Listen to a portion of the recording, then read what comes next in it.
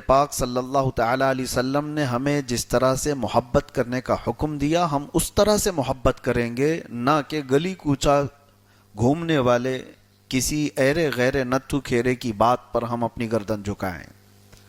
طور پر ایک شخص کہتا ہے محبت کرنے کا طریقہ یہ ہے کہ جگہ جگہ چھری سے کاٹ لے تو ہی محبت ہے، تو یہ اس کا فلسفہ ہے۔ کوئی یہ کہتا ہے کہ آنکھوں میں مرچ کا پاؤڈر بھر دو تب ہی محبت ہے، وہ اس کا فلسفہ ہے۔ اس نے محبت کو اپنے طریقے سے یوں بنا لیا ہے کہ اس کو محبت کہتے ہیں۔ تو انسانوں کی طرف سے اپنے اپنے اگر معیار بن گئے تو اس زمین پر جینا مشکل ہو جائے گا۔ اسی لیے نماز بھی ہم اس طرح سے پڑھتے ہیں جیسے رسول اللہ نے بتایا صلی اللہ تعالی علیہ وسلم۔ محبت بھی ویسے کی جائے گی جیسے میرے آقا نے بتایا۔ محبت انسانوں کے بنائے ہوئے لوگوں کے طریقے پر ہم لوگ نہیں عمل کر سکتے، اسی لیے یہ آج پوری دنیا میں جو تفرقہ آپ کو دیکھنے کو ملتا ہے، شیعہ یہ چاہتے ہیں کہ ہم جیسی محبت کرتے ہیں اہل بیت سے ویسی سب لوگ کریں۔ آپ لوگوں نے محبت کا جو معیار بنایا، طریقہ بنایا، یہ کہاں سے بنایا؟ اگر یہ اللہ کے نبی صلی اللہ تعالی علیہ وسلم اور صحابہ نے ہمیں دیا ہے تو ہمیں دل و جان سے تسلیم ہے، اور ہم بھی کسی کے اوپر یہ نہیں تھوپ سکتے کہ ہم جیسا چاہیں ویسے تم کو محبت کرنا ہوگا۔ نہیں، اتفاق اس بات پر ہوگا کہ ہم بھی ویسی محبت کریں گے، آپ بھی ویسی محبت کرو جیسے رسول اللہ کی مرضی ہے، جیسے صحابہ نے ہمیں کر کے دکھایا، اہل بیت نے ہمیں کر کے دکھایا۔ بعد میں آنے والے بہت سارے مولوی، بہت سارے کتابیں لکھنے والے مصنف، کچھ تو بکاؤ تھے، بادشاہوں نے پیسے دے کر کے لکھوائے۔ کسی کا غلبہ آیا تو انہوں نے اپنے، آج کے زمانے میں آپ دیکھ رہے ہیں پورا کا پورا سیلیبس چینج ہو جاتا ہے، پاور کسی کے پاس آ جائے۔ زمانے میں اس طرح کے فتنے آتے رہے ہیں، تو یہ بعد کی آئی ہوئی چیزوں کو ایکسپٹ نہیں کیا جائے گا۔ اسی لیے آج میں فوکس کرتا ہوں اس بات پر، یہ جو نت نئے فتنے اٹھے ہوئے ہیں ہمارے درمیان، لوگوں نے الگ الگ راب الاپنا شروع کر دیا کہ محبت اسی کا نام ہے کہ جس طرح ہم چاہتے ہیں ویسی محبت کرو۔ علی علی علی علی کہتے رہنا، تسبیح پڑھتے رہنا، یہ معیار ہے محبت کا، تو تم نے بنایا۔ مولا علی کرم اللہ وجہہ الکریم کا ذکر ہمیں ایسا نہیں ہے کہ ناپسند ہے، وہ تو ہمارے دل و جان کی ٹھنڈک ہے، ہمارا ایمان ہے۔ لیکن اگر کسی نے اپنے معیار بنا کے رکھے کہ صرف ہم محبت کرنے والے ہیں، تم نہیں ہیں، تم نہیں ہو، تو یہ جھوٹے مجنوں ہیں۔ اس طرح کے دعوے کرنے والے جو صرف اور صرف اپنے حصار میں سب کو باندھنا چاہتے ہیں، یہ جھوٹے محبت کے دعوے دار ہیں۔ اب آئیے سب سے پہلے میں آپ کو وہ زمانے کے بارے میں بتاؤں، رسول کریم صلی اللہ تعالی علیہ وسلم تشریف کیوں لائے؟ حضور جب تشریف لائے تو حالات کیا تھے وہ سب کو پتا ہے، اور قرآن کی بات میں آج آپ کے سامنے رکھوں گا۔ قرآن کیا کہتا ہے وہ ہمارے لیے دلیل ہے۔ آپ سے ایک سوال کرتا ہوں، محلے میں چلنے پھرنے والا ایک بندہ کچھ اور کہتا ہے اور اللہ کی کتاب کچھ اور کہتی ہے، مانو گی کس کی بات؟ ایمان ہے، قرآن جو کہتا ہے وہ آپ کو ماننا ہے۔ چلو محلے میں چلنے پھرنے والا تو چھوڑو، کوئی عالم فقیہ مفتی کوئی اور بات کہتا ہے اور اللہ کی کتاب کچھ اور کہتی ہے، تب کس کی مانو گے؟ اللہ کی کتاب۔ اس سے اوپر بھی آگے بڑھ جاؤ، کسی مجدد کا بھی کوئی قول لے کر کے آئے اور اللہ کی کتاب کچھ اور کہتی ہے تو مجدد کا قول نہیں، اللہ کی کتاب حکم ہے، قرآن پاک کی آیتیں محکم ہیں۔ اب سنو، حضور کے کاموں میں ایک کام تھا تزکیہ، دلوں کی صفائی کرنا، تو حضور نے وہ کام پورا کیا کہ نہیں کیا؟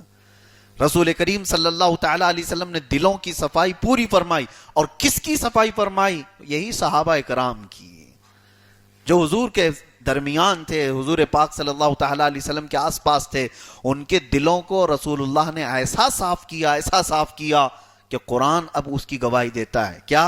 اولئک کتب فی قلوبہم الایمان، یہ وہ لوگ ہیں جن کے دلوں میں اللہ نے ایمان لکھ دیا ہے. صحابہ کے بارے میں قرآن کیا کہتا ہے؟ یہ وہ لوگ ہیں جن کے دلوں میں اللہ نے ایمان لکھ دیا. وَأَيَّدَهُمْ بِرُوحٍ مِّنْهُ، اور ان کی مدد کرتا ہے اللہ تعالیٰ جبرائیل امین کے ذریعے سے. وَيُدْخِلُهُمْ فِي جَنَّاتٍ تَجْرِي مِن تَحْتِهَا الْأَنْهَارُ خَالِدِينَ فِيهَا، اور رب تعالیٰ ان کو جنتوں میں داخل کرے گا، ان باغات میں داخل کرے گا جن کے نیچے نہریں بہ رہی ہوں ہمیشہ کے لیے. اور آگے رب تعالیٰ کیا فرماتا ہے؟ رضی اللہ عنہم ورضوا عنہ، اللہ ان سب سے راضی ہوا اور یہ اللہ سے راضی ہیں. یہ جملہ کس کے لیے ہے؟ یہ جملہ کس کے لیے ہے؟ صحابہ کرام کے لیے. توجہ چاہتا ہوں، اہل بیت الگ نہیں ہے. پہلے یہ آپ میری پوری تمہید سن لیں، ہمارا مدعا بعد میں ہے. یہ تمہید میں عرض کر رہا ہوں. اور رب تعالیٰ فرماتا ہے اولئک حزب اللہ، یہ اللہ کی جماعت ہے. حزب اللہ کس کو کہتے ہیں؟ اللہ کی جماعت. ہاں، وہ نہیں جو لبنان میں لڑ رہی ہے. انہوں نے نام رکھ لیا ہے حزب اللہ. قرآن کا یہ ورڈ ہے. اللہ تعالیٰ فرماتا ہے یہ صحابہ کرام کے بارے میں ہے. اللہ فرماتا ہے کہ وہ اللہ کی جماعت ہے. اور ساتھ میں اللہ یہ بھی فرما رہا ہے اللہ کی جماعت ہے تو ہلکے میں مت لو. الا ان حزب اللہ ہم المفلحون، خبردار اللہ کی جماعت ہی کامیاب ہو کر رہے گی. یہ آیت پوری سمجھ میں آئی؟ یہ کس کے بارے میں ہے؟ صحابہ کرام کے بارے میں. جن صحابہ کے بارے میں قرآن کہتا ہے کہ ان کے دلوں میں اللہ نے ایمان لکھ دیا، جن کے بارے میں اللہ فرما رہا ہے، اور جن کے دلوں کو رسول اللہ نے صاف کر دیا تھا. 1400 سال بعد کے کیڑے کہتے ہیں کہ ان کے اندر کجی تھی، ان کے اندر دشمنیاں تھی. مجھے بتاؤ اس کی سنو گے کہ قرآن کی سنو گے؟ قرآن کہتا ہے کہ ان کے دلوں میں ایمان لکھ دیا، اور رسول اللہ نے جن کی صفائی کی. آج میرے عزیزو، کبھی کسی کو تان و تشنی کرنا ہوتا ہے نا لوگوں کو، ہمارے کسی شاگرد کو دیکھ کر کے وہ اس کی برائیاں نہیں کہتے. کسی بھی ہمارے شاگرد کو تھوڑا بہت ادھر ادھر الٹا پلٹا کرتے ہوئے دیکھا تو سیدھے کہتے ہیں کہ تیرے استاد نے کیا سکھایا تجھے. سیدھے استاد کی طرف چلے جائیں گے. مرید کو دیکھ کر کے لوگ پیر کو کہتے ہیں کیا تیرے پیر صاحب نے یہی سکھایا ہے. اگر صحابہ کرام غلط ہوتے تو سیدھے رسول اللہ کی تعلیم پر سوال آتا. اگر صحابہ کرام میں آپس میں دشمنیاں ہوتی تو پھر رسول اللہ کے آنے کا مقصد ہی نہیں پورا ہوتا. اللہ کے نبی صلی اللہ تعالی علیہ وسلم نے ان کے دلوں کو پاک کیا، صاف کیا. ہاں، چھوٹی موٹی چیزیں جو دکھتی ہیں نا، یہ جو لوگ لے کے آتے ہیں کتابوں سے کہ ان سے ہوا، ارے بشری تقاضا ہے انسان کا. انسان ہونے کے ناطے کچھ نہ کچھ چیزیں ہوتی رہتی ہیں. تم نے اپنے گھر میں، یا بہت سارے لوگ 25 سال کے ہو گئے ہوں گے، 25 سال سے تو اپنے ماں باپ کو دیکھ رہے ہیں، 25 سال سے اپنے ماں باپ کو دیکھ رہے ہیں. کبھی اگر ماں باپ کے درمیان چھوٹی بہت تکرار ہوئی تو کیا پوری دنیا کو بتاتے ہو کہ دشمنی تھی ان کے درمیان؟ ہمارے اماں ابا کے درمیان تو بڑی دشمنی تھی. تمہیں پتا ہے روز مرہ ہونے والی چیزوں میں یہ چھوٹی ڈانٹ ڈپٹ ہوا کرتی تھی، ورنہ 25 سالوں میں تو اکثر حصہ ان کا محبت میں گزرا ہے. محبت میں نہ گزرا ہوتا تو تم دنیا میں ہی نہیں ہوتے ہیں. دشمنی میں کون سا بچہ پیدا ہوتا ہے؟ اور یہ تو میں مثال بتا رہا ہوں تقریب فہم کے لیے. صحابہ کرام رضوان اللہ تعالی علیہ مجمعین اور اہل بیت اطہار، اس موضوع پر میں بعد میں آتا ہوں. پہلے تو سوال ہی یہ پیدا ہوتا ہے کہ اگر صحابہ کے دلوں کے اندر کسی کا کینہ ہوتا، کسی کی عداوت ہوتی تو سیدھے رسول اللہ کی تعلیم پر سوال آتا. کیا رسول اللہ صلی اللہ تعالی علیہ وسلم نے ان کی تربیت نہیں فرمائی؟ کیا رسول اللہ صلی اللہ علیہ وسلم نے ان کے دلوں کو پاک نہیں کیا؟ جبکہ قرآن کہہ رہا ہے وہ رسول آئے ہی تھے دلوں کو پاک کرنے کے لیے. اور سب سے بڑی برائی دل کی خرابی کینہ ہے، بغض، عداوت ہے. جب کسی کے دل میں ہو تو سب سے ناپاک دل ہے، سب سے ناپاک دل ہے کینہ رکھنے والا دل. اب توجہ چاہتا ہوں، حضور پاک صلی اللہ تعالی علیہ وسلم کے متعلق قرآن یہ کہہ رہا ہے کہ رسول نے اپنا کام پورا کر دیا. حضور اکرم صلی اللہ تعالی علیہ وسلم ان صحابہ کے درمیان، اب آؤ حالات بھی تو دیکھو صحابہ کو حضور نے کیسے پروان چڑھایا تھا، کیسے پروان چڑھایا. یہ وہ صحابہ ہیں جو رسول کریم صلی اللہ تعالی علیہ وسلم کے ساتھ شانہ بشانہ کھڑے رہے، اور ایسے کھڑے رہے کہ کہیں پر بھی اگر ان کے درمیان کینہ، بغض اور عداوت ہوتا تو نہ جنگ بدر فتح ہوتی، نہ خندق، نہ خیبر. وہ سب تو آپس میں لڑ رہے ہوتے. اگر کوئی یہ کہے کہ رسول اللہ صلی اللہ تعالی علیہ وسلم جب تک تھے تو وہ آپس میں شیر و شکر تھے، بعد میں ایسا نہیں، معاذ اللہ رب العالمین، تو پھر یہ رسول کریم صلی اللہ تعالی علیہ وسلم کی تعلیمات کو محدود زمانے کے لیے تصور کرتا ہے، قیامت کے تک کے لیے نہیں. اب قرآن کی ایک اور آیت میں پیش کرتا ہوں، اللہ کی سنو گے یا پھر گلی کوچے میں چلنے والے لکڑ بگوں کی سنو گے؟ اللہ تبارک و تعالیٰ فرماتا ہے محمد الرسول اللہ، محمد اللہ کے رسول. قرآن میں یہ 26ویں پارے کی سورہ فتح کی آخری آیت ہے. اور آگے کیا فرماتا ہے رب تعالیٰ؟ والذین معہ اشداء علی الکفار رحماء بینہم، اور رسول کے ساتھ جو لوگ ہیں، رسول کے ساتھ رہنے والے کو کیا کہتے ہیں؟ کیا کہتے ہیں؟ صحابی. قرآن کہتا ہے والذین معہ، اور رسول کے ساتھ جو لوگ ہیں وہ کافروں پر بہت سخت ہیں اور آپس میں نرم دل ہیں. رحماء بینہم کا لفظ آیا ہے ان کے لیے کہ وہ آپس میں نرم دل ہیں. اللہ فرما رہا ہے وہ آپس میں رحم دل ہیں، اور یہ کتا کہہ رہا ہے کہ نہیں وہ جھگڑتے تھے. ہاں 1400 سال بعد والے کیڑے مکوڑے اور کھٹملوں کی سنو گے، کہتے ہیں وہ آپس میں جھگڑتے تھے، ایک دوسرے کو تان و تشنیع کرتے تھے، ممبر لگتے تھے، گالی گلوچ ہوتے تھے. اور قرآن کا کیا؟ قرآن کہہ رہا ہے رحماء بینہم. قرآن کہتا ہے وہ آپس میں تو نرم دل تھے، وہ آپس میں رحم دل تھے. ہم تو قرآن کی سنیں گے، تمہاری نہیں. قرآن کہہ رہا ہے وہ رحم دل تھے. رحماء بینہم تراہم رکعا سجدا یبتغون فضلا من اللہ ورضوانا. اتنی نہیں تعریف کی اللہ نے ان کی. اللہ فرماتا ہے تم ان کو دیکھو کہ وہ ہمیشہ رکوع سجدے میں پاؤ گے، اور تم دیکھو کہ وہ اللہ تعالیٰ کی رضا حاصل کرنے کے لیے دوڑ رہے ہوں گے. یبتغون فضلا من اللہ ورضوانا سیماہم فی وجوہہم من اثر السجود. ان کے چہروں پر سجدوں کے نشان ہوں گے، پیشانی پر نہیں، چہروں پر. اللہ فرما رہا ہے. اور یہ آیت بتاتی ہے کہ وہ رحماء بینہم. اب آؤ میں آپ کو بتاتا ہوں، ایک بہت نکتے کی بات بتا رہا ہوں میں. رحماء بینہم یہ جو ورڈ ہے، یہ لفظ ہے، رحم سے بنا ہوا، رحم. اور اللہ تعالیٰ نے رحم کی صفت اپنے ساتھ رکھی ہے. قرآن میں بھی دیکھو، بسم اللہ الرحمن الرحیم. رحیم کس کے لیے اللہ نے فرمایا؟ اپنے لیے. رحیم اللہ کی صفت ہے.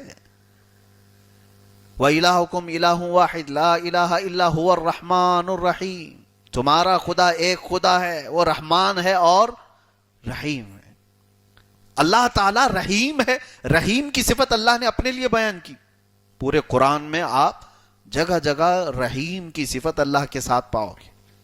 اور اب آؤ، رحیم اللہ تعالیٰ نے کسی اور کے لیے فرمایا ہے دنیا میں، تو رسول اللہ صلی اللہ تعالیٰ علیہ وسلم کے لیے اور ان کے صحابہ کے لیے فرمایا کہ یہ رحم دل ہیں. اور یہاں پر تو مہر لگ گئی. جب اللہ کسی کے لیے کہہ دے تو اس کے لیے تو سند ہے، اس کے لیے تو مہر ہے. کسی اور کو ثابت کرنے کی ضرورت ہی کیا ہے کہ صحابہ کتنے رحم دل تھے؟ یہ تو ان کا خود خالق فرما رہا ہے، وہ رحم دل تھے. اور سنو، اللہ تبارک و تعالیٰ کے نبی رسول کریم صلی اللہ تعالیٰ علیہ وسلم فرماتے ہیں الراحمون یرحمہم الرحمن. یہ حدیث ہے کہ جو رحم کرنے والے ہیں اللہ تعالیٰ ان پر رحم فرماتا ہے. من لا یرحم لا یرحم. حدیث ہے جو رحم نہیں کرتا اس پر رحم نہیں ہوتا. جو رحم نہیں کرتا اس پر رحم نہیں کیا جاتا. اب قرآن میں اللہ تعالیٰ فرماتا ہے، سنو ایک اور آیت میں پڑھتا ہوں. آپ ہمیشہ یہ پڑھتے ہوں گے انا للہ. یہ دوسرے پارے کی آیت ہے، لمبی آیت ہے. اس میں اللہ تعالیٰ فرماتا ہے الذین اذا اصابتہم مصیبت. جب ان لوگوں کو مصیبت پہنچتی ہے، یہ بھی ایمان والے اور صحابہ کے متعلق فضیلت آئی ہے. قالوا، وہ یہ کہتے ہیں ہم اللہ کے لیے اور اللہ کی طرف لوٹنے والے ہیں. کیا کہتے ہیں؟ وہ یہی کہتے ہیں الذین اذا اصابتہم مصیبت قالوا انا للہ وانا الیہ راجعون. یہ صحابہ اکرام رضوانullah تعالی علیہم کے بارے میں فرمایا. اور دوسری جگہ رب تعالیٰ فرماتا ہے جو یہ کہنے والے لوگ ہیں ان کو اللہ فرماتا اولئک هم المہتدون، یہ وہی لوگ ہیں جن کو اللہ ہدایت دے چکا ہے. اللہ تعالیٰ ان کو ہدایت دے چکا ہے. رب تعالیٰ فرما رہا ہے وہ ہدایت پر ہیں، رب تعالیٰ فرما رہا ہے وہ رحم دل ہیں. اور دنیا یہ آج کے لوگ یہ کہہ رہے ہیں کہ نہیں وہ جھگڑتے تھے، نہیں ان کے درمیان جبکلش تھی، نہیں ان کے درمیان حسد تھا. کس کی سننا ہے آپ کو؟ آج مجھے آپ کو اس موضوع پر پورا سنا کر کے جانا ہے. میں حدیثیں بھی سب، قرآن کی آیتیں بھی سب آپ کے سامنے رکھتا ہوں. اللہ تعالیٰ قرآن میں فرما رہا ہے والذین جاءوا من بعدهم یقولون ربنا اغفر لنا ولاخواننا الذین سبقونا بالایمان. یہ وہ لوگ ہیں جو یہ کہتے ہیں، یعنی اے ہمارے رب ہمارے بھائیوں کے لیے. یہ صحابہ کی دعا ہے. کیا کہتے تھے؟ اکثر ہم اپنے لیے دعا کرتے ہیں نا، صحابہ اکرام کی دعا دیکھو. اللہ فرما رہا ہے قرآن میں ربنا اغفر لنا، ہماری مغفرت تو کر دے مولا، ولاخواننا الذین سبقونا بالایمان، ہمارے ان بھائیوں کی مغفرت فرما جو ہم سے پہلے ایمان لائے ہوئے تھے. یہ صحابہ کہتے تھے، وہ اپنے بھائیوں کے لیے اس طرح سے تھے. سورہ صف میں اللہ تعالیٰ فرماتا ہے ان اللہ یحب الذین یقاتلون فی سبیلہ صفا کانہم بنیان مرصوص. اللہ ان سے بے حد محبت فرماتا ہے. اللہ ان لوگوں سے محبت فرماتا ہے کہ جب یہ جہاد میں جاتے ہیں تو ایسی صف بناتے ہیں جیسے سیسا پلائی ہوئی دیوار ہو. کوئی ان کی صف کو چیر نہیں سکتا، کوئی ان کی صف کو کراس نہیں کر سکتا. صحابہ کی صف کی بھی تعریف اللہ قرآن میں فرما رہا ہے. برسوں سے ہم نے صفیں لگائی، ہماری کون تعریف کرنے والا ہے؟ وہ صحابہ ہیں جن کی صفوں کی تعریف اللہ قرآن میں فرما رہا ہے. پھر میں آپ سے سوال کرتا ہوں، اب کس کی سنو گے؟ اپنے رب کی یا پھر یہ چلتے پھرتے کیڑے کی؟ اللہ تعالیٰ ان کی تعریف میں یہ فرما رہا ہے. اور بھی بہت ساری آیتیں ہیں. اب سنو، اللہ تعالیٰ اگر کسی بات کو واضح طور پر فرما دے کہ میں نے ایسا کر دیا ہے تو کیا تمہیں انکار کی مجال ہے؟ کسی کو انکار کرنے کی گنجائش؟ اگر اللہ تعالیٰ فرما رہا ہے 7 دنوں میں نے پورے زمین و آسمان بنا دیے، تم انکار کرو گے؟ نہیں، ایسا نہیں بنایا اللہ نے. اللہ فرما رہا ہے کہ ہم نے چاند و سورج کو اپنے مدار پر برابر چلا دیا ہے، تو تم مانو گے کہ نہیں مانو گے؟ قرآن کی باتیں ہیں. اب سنو، جب اللہ تعالیٰ فرما رہا ہے کسی بات کو کہ میں نے یہ کر دیا ہے، کروں گا نہیں، وعدہ وہ بات کی بات ہے. اللہ فرما رہا ہے کوئی چیز میں نے یہ کر دیا تو ماننا ضروری ہے. اور قرآن کی آیت پڑھو، یہ 10ویں پارے میں سورہ توبہ کی آیت ہے.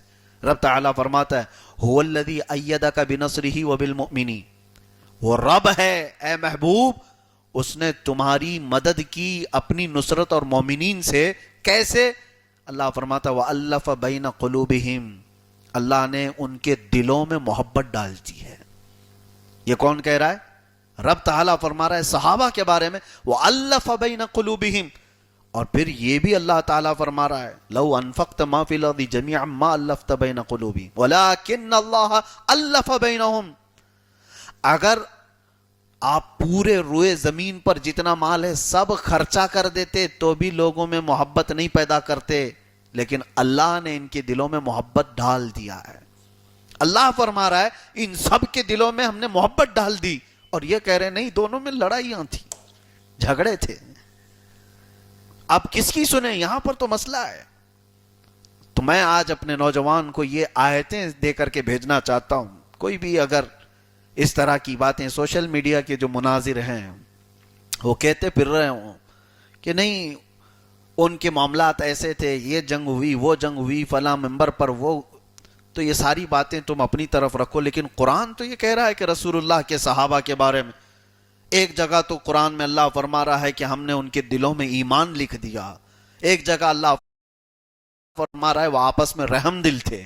ایک جگہ اللہ فرما رہا ہے ہم نے ان کے دلوں کو جوڑ دیا، محبت قائم کر دی. تو اللہ تعالیٰ جو فرما رہا ہے وہ صحیح ہے بھی کہ نہیں ہے؟ قرآن پر ایمان رکھیں یا نہیں رکھیں، یا تمہاری بات سنیں. یہ اتنے مضبوط دلائل ہیں کہ اس کا انکار کوئی نہیں کر سکتا. انکار کرتا ہے تو وہ پھر قرآن کا انکار کر رہا ہے. یہ تو باتیں ہوئی قرآن کی آیتوں کی، اس کے باوجود بھی وہ کہیں نہ کہیں سے شوشے نکالنا چاہتے ہیں کہ نہیں پھر بھی کچھ نہ کچھ چیزیں تھی، آپسی چپکلیشیں تھی، ان کا حق اس نے مارا، ان کا حق اس نے مارا۔ اب آؤ میں آپ کو بتاتا ہوں صحابہ کرام رضوان اللہ تعالی علیہم اجمعین اور اہل بیت یہ کیا ہیں۔ کیا یہ دونوں الگ الگ جماعتیں؟ پہلی بات تو یہ ہے، حضور اکرم صلی اللہ تعالی علیہ وسلم کو جنہوں نے ایمان کی حالت میں دیکھا یا ایمان کی حالت میں رسول کریم صلی اللہ تعالی علیہ وسلم کا زمانہ پایا اور حضور کے سامنے حاضر ہوئے، صحبت پائی حضور کی اور ایمان کی حالت میں ہی انتقال کر گئے، ان کا نام کیا ہے؟ صحابی۔ حضور اکرم صلی اللہ تعالی علیہ وسلم کو ایمان کی حالت میں دیکھا ہو، ویسے دیکھنے والے تو ابو جہل بھی ہیں، ابو لہب بھی ہے، وہ ایمان کی حالت میں نہیں دیکھا ہے، اور مرا بھی کفر کی حالت میں۔ ایمان کی حالت میں رسول اللہ صلی اللہ علیہ وسلم کو پایا ہو، یہ صحبت پائی ہو۔ دیکھنے کا لفظ بھی بہت سارے ائمہ اکرام نے فرمایا یہ ضروری نہیں ہے، کچھ نابینا صحابی بھی تھے، ان کی آنکھیں نہیں تھی لیکن صحابی ہیں۔ وہ اس لیے تعریف یہ ہے کہ رسول اللہ کا زمانہ پایا ہو، صحبت پائی ہو، حضور کے پاس آئے ہوں۔ زمانہ پایا یہ بھی ضروری نہیں، زمانے میں ہوں گے لیکن کہیں دور ہوں گے، آئے نہ ہو تو وہ صحابی نہیں ہے۔ حضور کا زمانہ پایا اور حضور کا کے ساتھ چاہے ایک لمحہ ہی ہو گزارا ہو، وہ کیا ہے؟ صحابی رسول۔ اب آئے یہ صحابہ کی تعریف ہوئی، ان کے بارے میں قرآن نے کہا وَكُلًّا وَعَدَ اللَّهُ الْحُسْنَى، اللہ نے ان سب کے ساتھ اجر کا وعدہ کیا ہے، اللہ نے ان سب کے لیے جنت کا وعدہ فرمایا ہے۔ کس کے لیے؟ صحابہ کے لیے۔ جتنے صحابہ ہیں، صحابی اگر کسی کو مانتے ہو تو پھر ان کے جنتی ہونے کا بھی آپ کو یقین کرنا چاہیے، کیونکہ قرآن کہہ رہا ہے اللہ تعالیٰ نے ان کے لیے جنت کا وعدہ فرمایا ہے۔ کتنی آیتیں میں آپ کو پڑھوں، سورہ توبہ کی آیت والسابقون الاولون من المہاجرین والانصار، جو سب سے پہلے ایمان لانے والے انصار اور مہاجرین میں سے تھے وہ بھی صحابی ہیں۔ الذین اتبعوہم باحسان، جنہوں نے اتباع کی ہے رسول کریم صلی اللہ تعالی علیہ وسلم کی احسان کے ساتھ۔ احسان کا مطلب ہو کسی کے اوپر جو احسان ہوتا وہ نہیں، نیکیوں کے ساتھ، خیر کے ساتھ، جو ان کی بھی اتباع کی ہے، اللہ تعالیٰ ان سے راضی ہوا اور وہ اللہ سے راضی ہوئے۔ تو صحابہ کے بارے میں یہ سب رب تعالیٰ نے قرآن میں فرمایا۔ اب میں جو آپ سے کہنے جا رہا ہوں وہ یہ کہ رب تبارک و تعالیٰ نے صحابہ کے متعلق قرآن میں جگہ جگہ وعدہ فرمایا۔ اب اہل بیت کون ہے؟ اہل بیت یہ ایک لفظ جس کا لغوی معنی اگر دیکھیں ڈیفینیشن، بیت کہتے ہیں گھر کو، اہل کہتے ہیں والا۔ اہل بیت مطلب گھر والا، گھر والے کو اہل بیت کہتے ہیں۔ لیکن یہ لفظ اب جب شریعت کے معنی میں استعمال ہوتا ہے تو ہر گھر والے کو نہیں کہتے، اب وہ خاص گھر والے ہیں جو رسول اللہ کے گھر والے ہیں، میرے آقا صلی اللہ تعالی علیہ وسلم کے گھر والے ہیں، اور وہ قرآن پاک میں بھی آیا ہے ان کے لیے انما یرید اللہ لیذھب عنکم الرجس اہل البیت ویطہرکم تطہیرا۔ اللہ فرماتا ہے رب تبارک و تعالی نے ایسا ارادہ فرمایا کہ رسول کریم صلی اللہ تعالی علیہ وسلم سے اور ان کے گھر والوں سے ہر ناپاکی کو دور کرے اور ان کو خوب ستھرا کر دے۔ صحابہ کے لیے بھی اللہ نے فرمایا کہ ان کو رسول نے صاف کیا، دلوں کو ان کے رسول نے پاک کیا، اور رسول اللہ اور ان کے گھر والوں کے لیے اللہ فرما رہا ہے اللہ نے ان کو خوب پاک کر دیا ہے، اللہ نے خوب پاک کیا۔ وَيُطَهِّرَكُمْ تَطْهِيرًا، طہارت ایسی طہارت جس کے پاس ایک گنجائش بھی نہ ہو کسی برائی کی، اللہ نے پاک کیا ہے۔ اہل بیت ہیں کون؟ اہل بیت کی فضیلت تو یہ معلوم ہو گئی کہ اللہ نے ان کو پاک کیا ہے، ہیں کون اس میں بڑا اختلاف۔ اب شیعہ لوگ مخصوص حضرات کو ہی مانتے ہیں، اس کے بعد اہل سنت و جماعت کے درمیان یہاں پر بھی دو الگ الگ طبقے ہیں، اہل بیت سے مراد کون لوگ ہیں۔ اب میں آپ کو پہلی وہ روایت بیان کرتا ہوں، اہل بیت سے مراد رسول کریم صلی اللہ علیہ وسلم کے گھر والے، حضور پاک صلی اللہ تعالی علیہ وسلم کی ساری ازواج مطہرات، بیویاں حضور کی کیا ہیں؟ اہل بیت سے۔ شیعہ حضرات اس کو نہیں مانتے، ان کے نزدیک حضور پاک صلی اللہ علیہ وسلم کے ازواج مطہرات اہل بیت نہیں ہیں، لیکن یہاں مشہور تو جملہ ہی ہماری زبان میں یہ ہے، گھر والی کس کو کہتے ہیں؟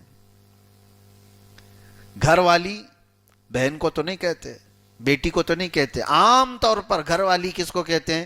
بیوی کو کہتے ہیں۔ وہ گھر والی اہل بیت، پہلا لفظ تو ازواج مطہرات کے لیے، شیعہ حضرات ان کو ہی نہیں مانتے ہیں کہ ازواج مطہرات جو ہیں وہ نہیں ہے گھر والی، تو پھر کون ہے؟ وہ مخصوص حضرت مولا علی کرم اللہ وجہہ الکریم، سیدہ فاطمہ الزہرا رضی اللہ تعالیٰ عنہ، امام حسن مجتبی رضی اللہ تعالیٰ عنہ، امام حسین رضی اللہ تعالیٰ عنہ، یہ اہل بیت ہیں، ہم بھی ان کو مانتے ہیں۔ اہل بیت یہ ہیں ہمارے نزدیک بھی اہل سنت و جماعت بھی، لیکن ازواج مطہرات کے ساتھ۔ رسول کریم صلی اللہ تعالیٰ علیہ وسلم کے چچا بھی اہل بیت میں سے ہیں۔ رسول اللہ کا جو گھرانہ ہے وہ اہل بیت ہے۔ اب یہاں پر ہم ان کی طرف نہیں جاتے کہ شیعہ حضرات کیا کہتے ہیں، لیکن متفقہ طور پر آپ اپنے عقل کا بھی استعمال کریں، اپنے عرف کا، اپنے رواج کا بھی آپ اس کی بھی سمجھ رکھتے ہیں تو سمجھیں گے گھر والے کس کو کہتے ہیں۔ ایسی بات ہے، پڑوسیوں کو گھر والا تو نہیں کہتے، گھر میں جو ہمارا قریبی رشتہ دار ہے اس کو ہی گھر والا کہتے ہیں۔ تو یہ آپ کے ذہن کو قریب کرنے کے لیے میں کہہ رہا ہوں، لاجیکلی اگر سوچیں بھی تو رسول اللہ صلی اللہ تعالیٰ علیہ وسلم کے گھر والے جو ایمان والے وہ سب اہل بیت میں تھے۔ اب سنیے، اگر حضور پاک صلی اللہ تعالیٰ علیہ وسلم کے گھر والوں میں حضور پاک کی ازواج مطہرات، رسول کریم صلی اللہ علیہ وسلم کے داماد، ان کی بیٹیاں، 4 بیٹیاں باحیات رہیں، حضور اکرم صلی اللہ علیہ وسلم، ان میں بھی اختلاف ہے، شیعہ یہ چاروں بیٹیوں کو مانتے بھی نہیں۔ بہت سارے شیعوں میں الگ الگ فرقے ہیں، کچھ غلات ہیں، غالی ہیں، اور کچھ جو ہے ایسے کہ وہ غالی نہیں ہیں، سمجھنا چاہتے ہیں، تو ان کے نزدیک بھی اختلاف ہے۔ تو 4 بیٹیوں میں سب کو نہیں تسلیم کرتے، صرف حضرت فاطمہ رضی اللہ تعالیٰ عنہ کے متعلق کہتے ہیں کہ وہ حضور کی ایک ہی بیٹی تھی۔ بہرحال یہ موضوع الگ۔ میں آپ سے کہتا ہوں، حضور پاک صلی اللہ تعالیٰ علیہ وسلم کی 4 بیٹیاں، ان کے حضور پاک صلی اللہ علیہ وسلم کے داماد اور امام حضور اکرم صلی اللہ علیہ وسلم کے نواسے، یہ اہل بیت، ان میں سے جتنے بھی ہوں گے 2 چیزیں ہیں ان کے ساتھ۔ پہلے میں نے کس کی فضیلت بیان کی تھی؟ صحابہ کی، اور اب میں کیا کہہ رہا ہوں؟ اہل بیت کی۔ اور اہل بیت جتنے بھی ہیں وہ ساتھ میں صحابی رسول بھی ہیں، وہ صرف اہل بیت، گھر والے نہیں ہیں۔ صحابی کا جو مقام ہے وہ اپنی جگہ پر، اہل بیت کے ساتھ گھر والے ہونے کا بھی شرف ہے اور رسول کا صحابی ہونے کا بھی شرف ہے۔ مولا علی کرم اللہ وجہہ الکریم اہل بیت بھی ہیں اور صحابی رسول بھی ہیں۔ امام حسن اہل بیت بھی ہیں اور صحابی رسول بھی ہیں۔ امام حسین اہل بیت بھی ہیں اور صحابی رسول بھی ہیں۔ حضرت عباس رسول اللہ کے چچا حضور کے اہل بیت بھی ہیں اور صحابی رسول بھی ہیں۔ یہ ڈبل ان کے ساتھ فضیلتیں ہیں اہل بیت کے ساتھ۔ تو جہاں صحابہ کی فضیلت آئی وہاں اہل بیت بھی آ گئے۔ جو میں نے پہلے ساری آیتیں پڑھ کر کے سنائی جو صحابہ کے بارے میں ہے، ان صحابہ کی فضیلت میں اہل بیت بھی ہیں کہ نہیں ہیں؟ قرآن میں اللہ تعالیٰ جو فرما رہا ہے کہ ہم نے ان کے دلوں کو جوڑ دیا، اس میں اہل بیت ہیں کہ نہیں ہیں؟ قرآن جہاں کہہ رہا ہے رحماء بینہم، یہ آپس میں رحم دل ہیں، تو اس میں صحابہ اور اہل بیت دونوں آئیں گے کہ نہیں آئیں گے؟ کیونکہ اہل بیت بھی صحابہ ہیں، اہل بیت بھی صحابی۔ اور حضور اکرم صلی اللہ تعالیٰ علیہ وسلم کے صحابہ میں صرف مرد تھے یا عورتیں بھی تھیں؟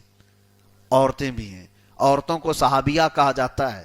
تو حضور پاک صلی اللہ علیہ وسلم کی جتنی زوجات ہیں، حضور پاک صلی اللہ تعالیٰ علیہ وسلم کی جتنی زوجات ہیں، حضور کی بیویاں، وہ صحابیہ تھی کہ نہیں تھی؟ وہ حضور کی زوجات بھی ہیں، صحابیات بھی ہیں۔ تیسری فضیلت سارے مومنوں کی ماں بھی ہیں، امت کی ماں ہیں۔ تو میں آپ سے یہ کہتا ہوں کہ صحابہ کی فضیلت میں اہل بیت بھی شامل ہوئے، اور قرآن یہ کہتا ہے کہ آپس میں رحم دل تھے، اللہ نے ان کے دلوں میں ایمان لکھ دیا، اللہ ان سے راضی ہوا، اور یہ اللہ سے راضی ہوئے، لیکن 1400 سال بعد لوگ ابھی تک راضی نہیں ہوئے۔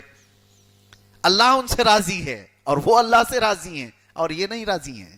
تمہارے راضی نہ ہونے سے کیا فرق پڑنے والا، وہ صحابہ کرام اور اہل بیت۔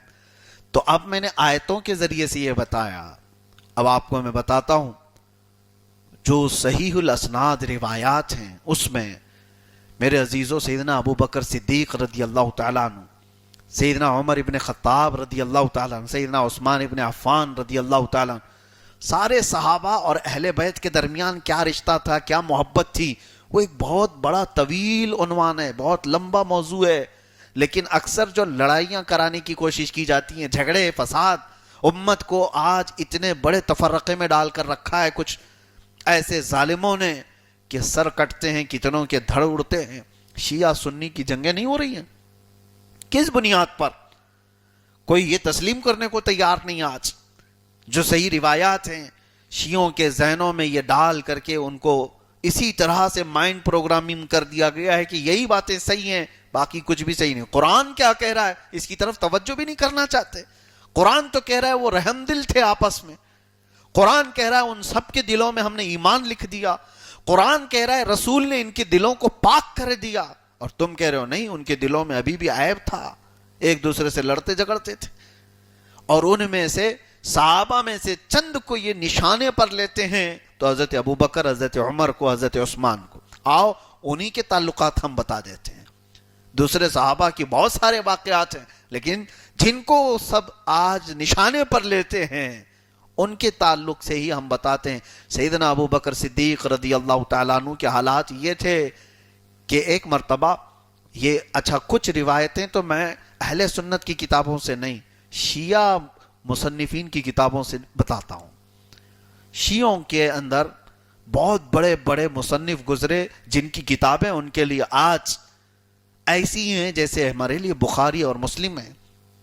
الکافی ان کی کتاب ہے، حدیثوں کا مجموعہ ہے، ان کی کتاب ہے نہج البلاغہ، ان کی کتاب یہ بحار الانوار، یہ تمام وہ کتابیں جن پر ان کا ایمان ہے، جن کو وہ اپنی سند کے طور پر استعمال کرتے ہیں۔ ان کتابوں سے میں روایتیں آپ کے سامنے رکھتا ہوں، ان کتابوں کے اندر موجود، اس لیے کہ بعد میں کسی کو انکار کی گنجائش نہ رہے کہ یہ سب تو آپ اپنی کتابوں کی بیان کر رہے ہیں، ہم ان کی کتابوں سے بیان کرتے ہیں۔ سیدنا ابو بکر صدیق رضی اللہ تعالیٰ عنہ کس طرح سے ان کا اپنا معمول تھا جانتے ہیں۔ خلیفہ وقت ایک مرتبہ سیدنا علی ابن ابی طالب کرم اللہ وجہہ الکریم، حضرت ابو بکر صدیق رضی اللہ تعالیٰ عنہ نکلے راستے میں، اور جیسی حضرت امام حسن پر نظر پڑتی حضرت ابو بکر صدیق ان کو گود میں اٹھا لیتے تھے، اور پھر کیا کہتے تھے جانتے ہو؟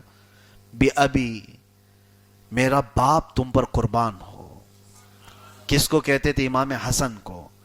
اور یہ کہتے تھے انت شبیہ بالنبی صلی اللہ علیہ وسلم، تم اپنے باپ کی طرح نہیں دکھتے، تم نبی پاک کی طرح دکھتے ہو۔ ہاں، حضرت ابو بکر صدیق رضی اللہ تعالیٰ عنہ امام حسن کو یہ کہتے تھے، اور حضرت علی کے سامنے کہتے تھے۔ المستدرک للحاکم یہ روایت موجود ہے کہ حضرت علی رضی اللہ تعالیٰ عنہ اس بات پر مسکرایا کرتے تھے، مسکرایا کرتے تھے۔ کوئی اگر کسی کو کہے کہ تمہارے باپ کی طرح نہیں دکھ رہا تو باپ کو چڑنا چاہیے نا، نہیں، حضرت علی مسکراتے تھے۔ حضرت ابو بکر صدیق کی یہ فرط محبت تھی کہ امام حسن میں بھی وہ رسول اللہ کو ڈھونڈ رہے ہوتے تھے، اہل بیت سے ان کی یہ محبت تھی۔ اور لوگوں نے کیا کیا مشہور کر رکھے کہ سیدنا ابو بکر صدیق رضی اللہ تعالیٰ عنہ نے سیدہ فاطمہ الزہرا رضی اللہ تعالیٰ عنہ سے دشمنی کر لی، انہوں نے بات چیت بند کر دی۔ اور یہ ساری باتیں اگر تم کہہ رہے ہو تو یہ قرآن کے خلاف ہو جاتا ہے۔ قرآن تو کہہ رہا ہے وہ رحم دل تھے، قرآن تو کہہ رہا ہے ان کے دلوں میں ایمان لکھ دیا تھا۔ جن کے دلوں میں اللہ نے ایمان لکھ دیا، کیا وہ یہ سب معاملات کر رہے ہیں؟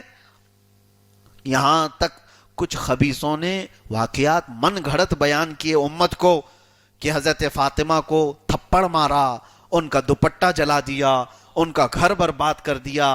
من گھڑت موضوع روایات سے امت کو رلانا، بہکانا، چھوڑ دیں یہ سب چیزیں۔ حقیقی روایات تو یہ کہتی ہیں کہ جب حضرت فاطمہ الزہرا رضی اللہ تعالیٰ عنہا بیمار ہوئیں تو ان کی تیمارداری کے لیے کوئی اور نہیں، حضرت اسماء بنت عمیس جو حضرت ابو بکر صدیق کی بیوی ہیں وہی حضرت فاطمہ کے ساتھ رہتی تھی۔ دشمنی ہو تو حضرت ابو بکر صدیق کی بیوی کون ہے؟ حضرت اسما بنت عمیس، یاد رکھنا نام. اور وہ آتی تھیں حضرت فاطمہ الزہرا رضی اللہ تعالی عنہا کی تیمارداری کے لیے، گھر میں وہ رہتی تھیں. اور روایت یہ بتاتی ہے، کتابیں چھان مار لو، جب سیدہ کائنات فاطمہ الزہرا رضی اللہ تعالی عنہا کا انتقال ہوا تو جانتے ہو حضرت سیدہ کائنات کو غسل کس نے دیا؟ حضرت فاطمہ الزہرا کو غسل دینے والی عورت بھی حضرت ابو بکر صدیق کی بیوی اسما بنت عمیس تھی. ان کی محبتیں تو یہ تھیں گھروں سے. سیدنا ابو بکر صدیق رضی اللہ تعالیٰ عنہ اپنے گھر سے ہمیشہ ان کے گھر کو ترجیح دیتے تھے. سیدہ فاطمہ الزہرا رضی اللہ تعالیٰ عنہ کے انتقال کے بعد، اچھا یہیں پر ختم نہیں ہوا، حضرت اسما بنت عمیس جو کس کی بیوی ہیں؟ توجہ چاہتا ہوں، کس کی بیوی ہیں؟ حضرت ابو بکر صدیق کی بیوی ہیں. لیکن جب خلیفہ اول سیدنا ابو بکر صدیق کا انتقال ہوا تو یہی اسما بنت عمیس ہیں جن سے مولا علی نے شادی فرمائی ہے. پھر وہ حضرت علی کے نکاح میں آئی ہیں. اگر ان کے گھروں کے اندر دشمنیاں ہوتی تو کیا نکاح ہو رہا ہوتا؟ شادیاں ہو رہی ہوتی، ایک دوسرے کے گھر میں تیمارداری ہو رہی ہوتی. کہاں کی روایتیں لوگ گڑ گڑ کر کے بتاتے ہیں کہ سیدہ فاطمہ الزہرا کے ساتھ ایسا ہوا، ویسا ہوا، ظلم ہوا. نعوذ باللہ من ذالک. جو معاملات صحابہ کرام کے درمیان چھوٹی موٹی، جسے شکر رنجی جس کو کہہ سکتے ہیں، وہ کیا تھیں؟ وہ بشری تقاضے تھے، انسانی تقاضے ہیں. بول چال میں باتیں آتی ہیں لیکن اس کا مطلب یہ نہیں کہ وہ اندر سے گڑی ہوئی دشمنیاں پالتے تھے. روایات بیان کرتے ہوئے یہ جو مجلس محرم سجاتے ہیں کچھ لوگ بھڑکانے کے لیے، رولانے کے لیے وہاں تک چلے گئے. ارے میاں، یہ دشمنی جو ہے نا، یہ جو کربلا کے میدان میں دیکھنے کو ملی یزید کی اور امام حسین کے درمیان، یہ اس وقت کی تھوڑی نہ ہے، یہ تو خاندانی چلی آ رہی ہے. یزید کے باپ امیر معاویہ تھے، امیر معاویہ کی حضرت علی سے جنگ تھی، اور امیر معاویہ کے باپ ابو سفیان تھے. ابو سفیان کی جنگ رسول اللہ سے چلتی رہی. ابو سفیان کے باپ اور تھے، وہ رسول اللہ کے دادا سے لڑتے تھے. وہاں تک بھی پہنچایا ہے، یہ پہنچاتے رہے. لیکن اگر ان کی ایسی ہی جنگیں ابدی تھی، پہلے سے تھی، تو رشتہ داریاں کیسے قائم ہوئیں؟ ابو سفیان کی بیٹی ام حبیبہ جن سے رسول اللہ نے نکاح فرمایا، وہ ام المومنین ہے. اس کو شیعہ بھی مانتے ہیں. اگر یہ پہلے کی اموی اور قرشی لڑائیاں تھیں، اموی اور ہاشمی لڑائیاں تھیں، تو پھر یہ رشتہ داریاں کیسی ہوئیں؟ عزیزان گرامی وقار، جو من گھڑت دیکھیں، مکھی ہمیشہ گندگی پر بیٹھتی ہے، وہ ڈھونڈتی ہے جسم کے اوپر زخم کہاں، وہاں بیٹھے. ایسے نہ بنے. اچھی باتیں ان کی زندگیوں میں بے شمار ہیں جو آپسی محبت کی ہیں، اس کو یہ گنتے نہیں. لیکن جو تلخ باتیں ہوئی ہوں اس کو لکھ لیا، اس کو بیان کرنا شروع کر دیا. چاہتے تو اپنے بڑوں کی محبت بچوں میں بتاتے کہ ان کے درمیان تعلقات کتنے اہم تھے، نہ یہ کہ ان کے درمیان ہوئی ایک دو بار کی رنجش کو بیان کر کے ایسا بچوں میں بٹھا دیا کہ نہیں، کٹر دشمنی تھی. یہ نہ تھا، نہ اس کا باپ تھا، نہ اس کا دادا تھا، اور یہ بول رہا ہے فیس بک پہ ان کی کٹر دشمنی تھی. کہاں سے تمہیں پتا چلا کٹر دشمنی؟ ان کے اچھائیاں، ان کے درمیان کی محبتیں اتنی زیادہ ہیں کہ وہ بیان کرتے کرتے رہ جاتے تو امت کے درمیان اتنا بڑا تفرقہ نہیں ہوتا، امت کے درمیان اتنا فساد نہیں ہوتا. اب آئیں سیدنا عمر ابن خطاب رضی اللہ تعالیٰ، جن کو تو ایسے نشانے پر لیتے ہیں جیسے عمر کسی کو کہہ دیا تو ان لوگ سمجھتے ہیں کہ کسی نے ہم کو گالی دے دیا، معاذ اللہ.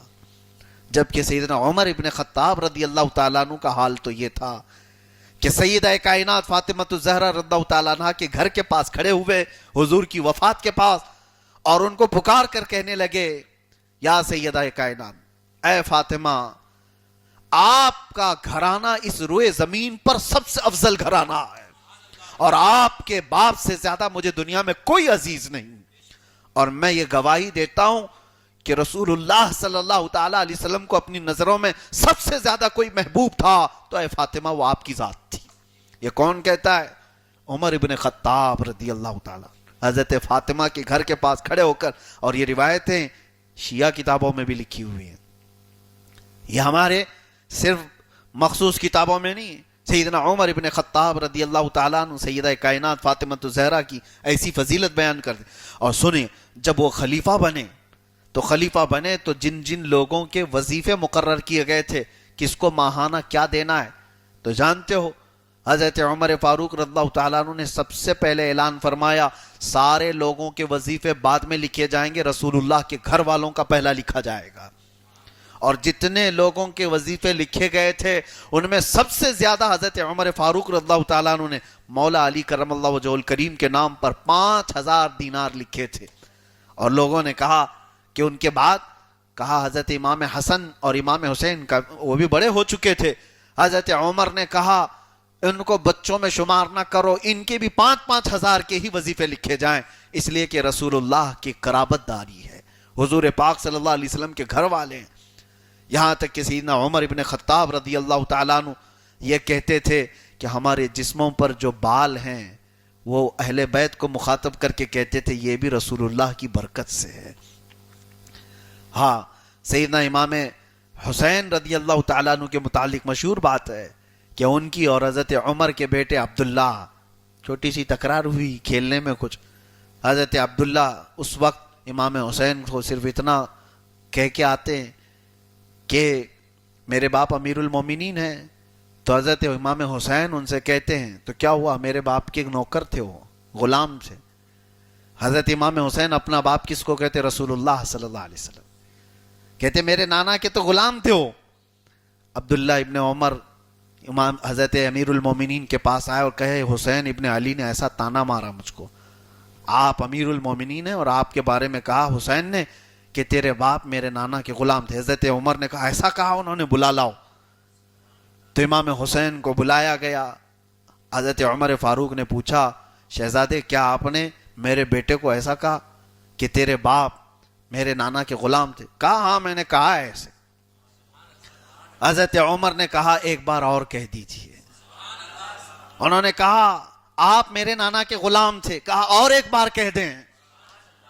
اور اس کے بعد حضرت عمر کا یہ معمول دیکھا گیا، جسم ان کا کپ کپا رہا تھا، اور کہا قسم خدا کی حسین ابن علی یہی جملہ قیامت کے دن کہہ دیں عمر کی زندگی وصول ہو جائے. صرف اتنا کہہ دیں. یہ اہل بیت کے لیے سیدنا عمر ابن خطاب رضی اللہ تعالیٰ عنہ کے جذبات تھے. لڑانے والے ان روایات کو کیوں نہیں پڑھتے؟ لڑانے والوں کو یہ محبتیں کیوں نہیں دکھتی؟ سیدنا عمر ابن خطاب رضی اللہ تعالیٰ عنہ مولا کائنات علی مرتضی رضی اللہ تعالیٰ عنہ کے بارے میں یوں کہتے تھے جس محفل میں علی نہ ہو اس محفل سے میں ڈرتا ہوں. اور یہ فرماتے کہ اگر علی نہ ہوتے تو عمر ہلاک ہو جاتا. یہ باتیں لکھی ہوئی موجود ہیں. اب آتے ہیں پھر رشتوں کے متعلق. آپ کو پتا ہے یہ چیزیں چھپائی جاتی ہیں، خاص طور پر بہت دیدہ و دانستہ چھپائی جاتی ہیں. حضرت عمر فاروق رضی اللہ تعالیٰ عنہ کی ایک بیوی تھی ام کلثوم. اور یہ کون تھی؟ ام کلثوم مولا کائنات علی ابن ابی طالب رضی اللہ تعالیٰ عنہ کی بیٹی تھی. مولا علی کرم اللہ وجہہ الکریم کی بیٹی تھی ام کلثوم، جن سے حضرت عمر نے نکاح فرمایا تھا. ان کی رشتہ داریاں تو دیکھیں. اس وقت چھوٹی عمر میں بڑے مرد کے ساتھ نکاح یہ عام سی بات تھی، عام سی بات تھی.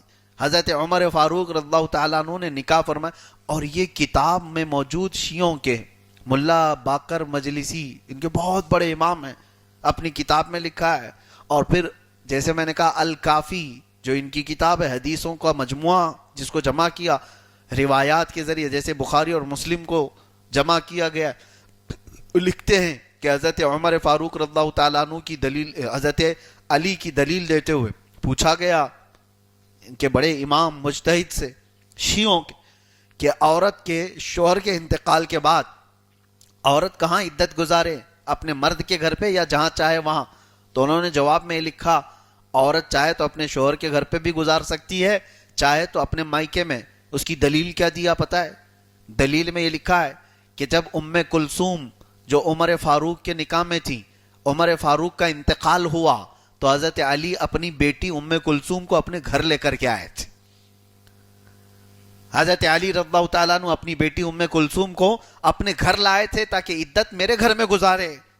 یہ بات بھی تسلیم ہے کہ حضرت علی اپنی بیٹی ان کو دے رہے ہیں, اور تم کہہ رہے ہیں کہ ان کی لڑائیاں تھیں.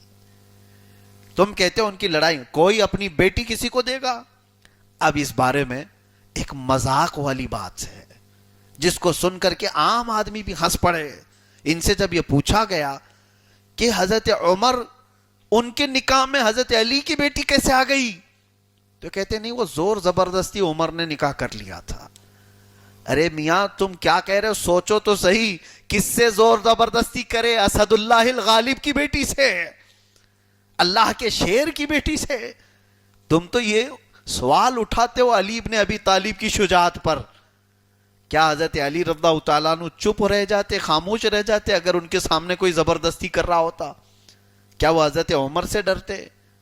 ارے وہ اسد اللہ الغالب ہے جس نے خیبر کے دروازے کو اکھاڑ پھینکا تھا. وہ حیدر کرار ہے جو ہزاروں کی فوج سے کبھی گھبرایا نہیں تھا. ان کے سامنے کون زور زبردستی کرتا؟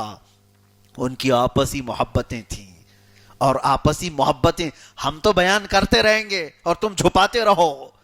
ام کلثوم کے نکاح کو چھپانا تو چاہا, آج بھی چھپا رہے, لیکن بڑی کتابوں میں پہلے لکھ دیا مجتہدوں نے, ان کے بڑے بڑے اماموں نے لکھ ڈالا ہے. اب اس کو کتنا چھپائیں, کہاں تک چھپائیں, اور دوسری کیا چیز چھپائی جاتی. اور بڑی بات میں بتا رہا ہوں, توجہ کان کھول کر سننا. حضرت علی نے صرف بیٹی ہی نہیں دی تھی, حضرت علی کے بیٹوں کے نام کیا کیا تھے آپ کو پتا ہے؟ مولا علی شیر خدا رضی اللہ تعالیٰ عنہ کے بیٹوں کے نام ابھی سنیوں سے بھی میں پوچھوں تو سب کیا کہیں گے؟ امام حسن, امام حسین. یہ نام تو یاد ہیں, یہ مشہور ہیں, لیکن کربلا کے میدان میں آؤ میں آپ کو بتاتا ہوں. حضرت علی کے 3 بیٹے اور شہید ہوئے امام حسین کے ساتھ. امام حسین کے ساتھ 3 بیٹے مولا علی کے شہید ہوئے.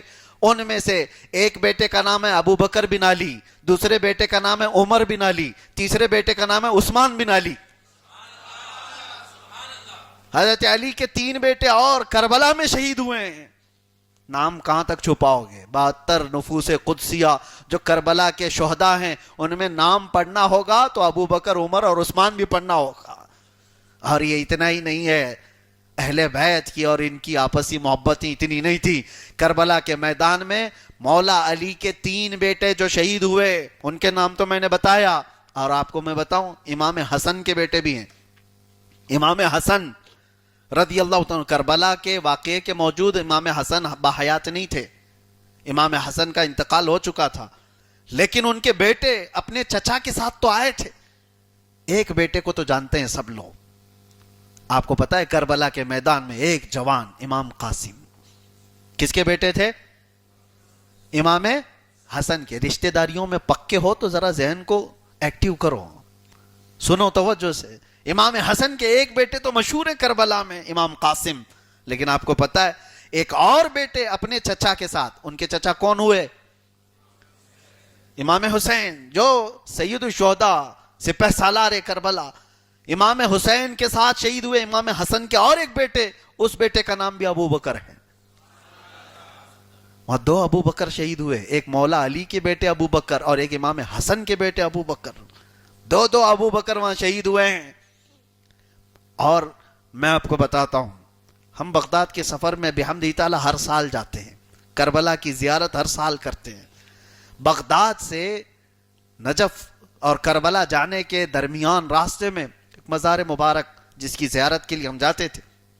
کافی سالوں پہلے ہم وہاں بڑا نام پڑھتے تھے, بکر بن علی, یعنی ابو بکر بن علی, علی رضی اللہ تعالیٰ عنہ کے بیٹے ابو بکر کا مزار.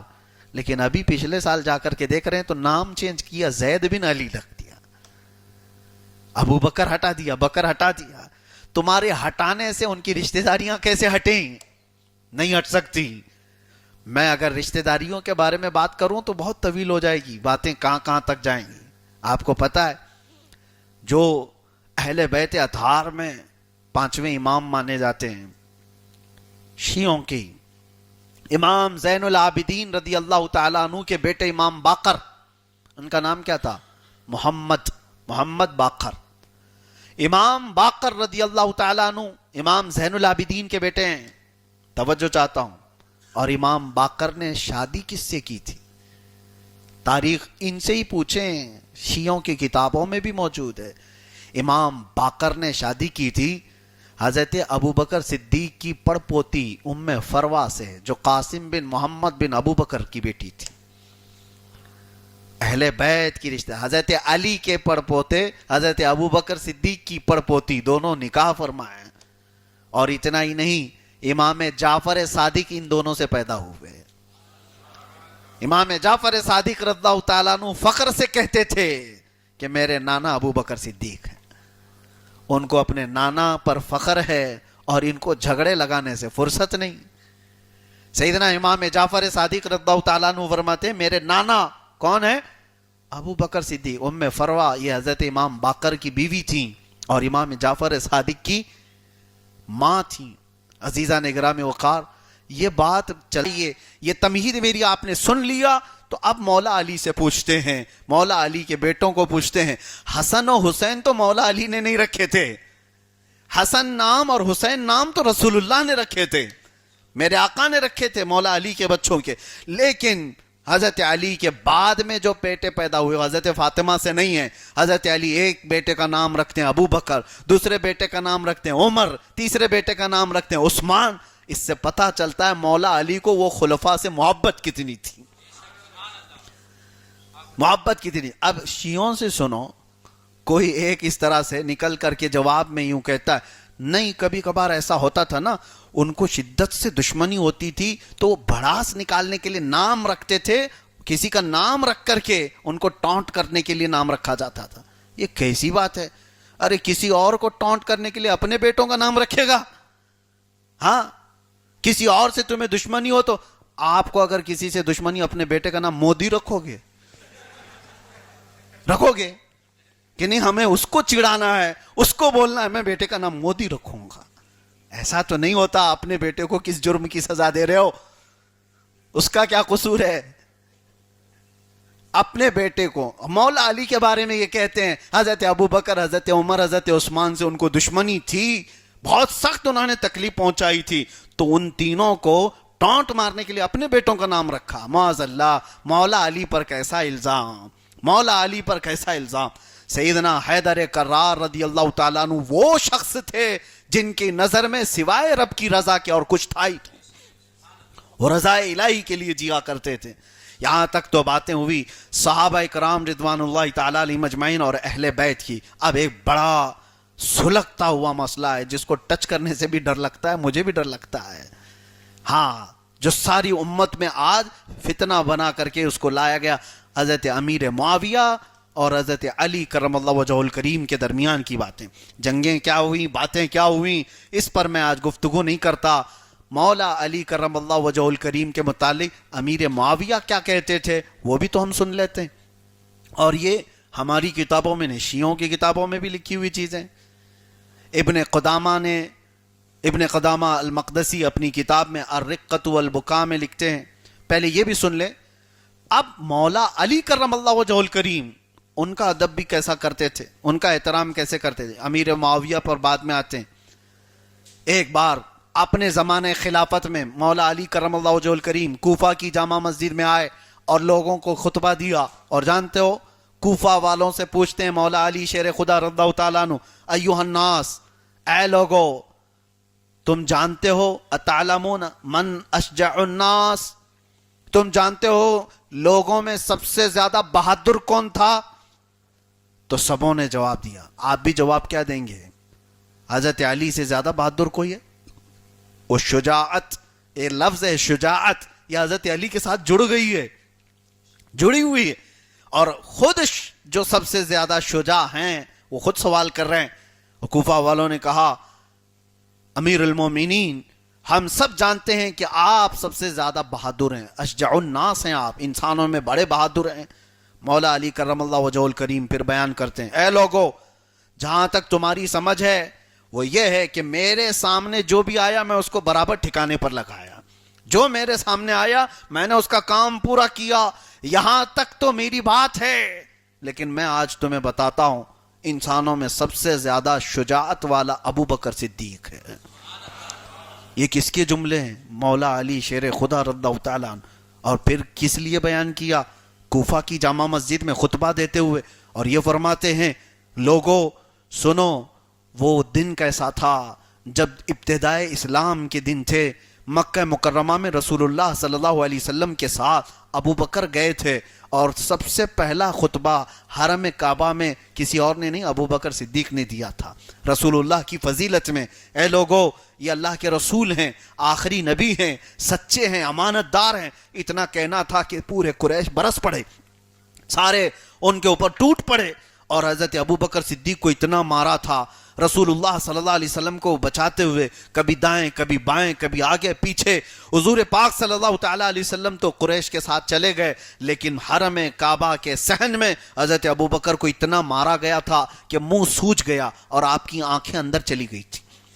لوگوں نے انتظار کرنا شروع کیا کہ ابھی روح نکلنے والی ہے، آپ کو اٹھا کر گھر لایا گیا، اور لوگ یہ سمجھ گئے تھے کہ چند تھوڑے لمحوں کے بعد ابو بکر کی روح نکلنے والی ہے، انتظار کرتے رہے، پورے بدن پر سوجن تھی، مار اور اتنی زیادہ۔ یہ بیان کون کر رہا ہے؟ یہ مولا علی بیان کر رہے ہیں، سیدنا علی ابن ابی طالب بیان کر رہے ہیں، اور پھر بیان کرتے ہوئے کہتے ہیں ابو بکر کو لایا گیا، اور رات کے وقت ان کی آنکھیں ہلکی ہلکی کھلیں، ان کے چہرے پر پانی مارا جا رہا تھا، گھر والے بیٹھے تھے، تو ابو بکر کی آنکھیں کھلیں تو دیکھا آس پاس لوگوں نے شکر منانا شروع کیا، کیونکہ تلواریں نکل چکی تھی بدلہ لینے کی۔ ابو بکر اگر مر گئے، انتقال ہو گیا، شہید ہو گئے، تو پھر ابو بکر کے خاندان والے مارنے والوں سے بدلہ لینے کے لیے تیار بیٹھے تھے۔